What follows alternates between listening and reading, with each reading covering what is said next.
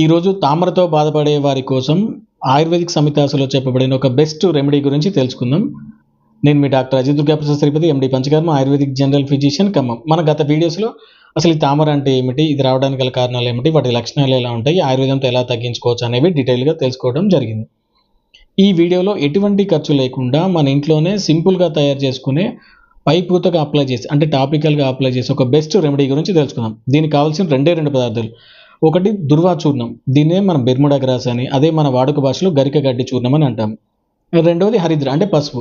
దీనిని మెడిసిన్ రూపంలోకి ఎలా తయారు చేసుకోవాలంటే ముందుగా ఈ గరిక గడ్డి ఏదైతే ఉంటుందో దాన్ని సమూలం కలెక్ట్ చేసుకొని ఫ్రెష్గా కడిగి నీడలో ఎండబెట్టాలి. అది కంప్లీట్గా ఎండిపోయిన తర్వాత మిక్సీలో వేసి మెత్తటి పొడిలాగా చేసుకొని ఒక గాజు సీసాలో భద్రపరచుకోవాలి.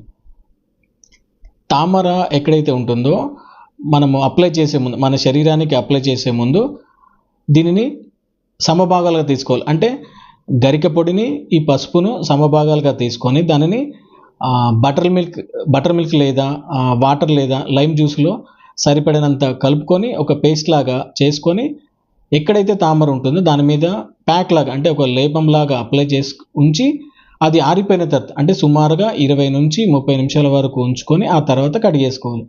ఇలా రోజుకు ఒకసారి చొప్పున ఒక నెల రోజుల పాటు కనుక చేసుకున్నట్లయితే ఈ తామర సమస్య నుంచి పూర్తిగా విముక్తి పొందవచ్చు.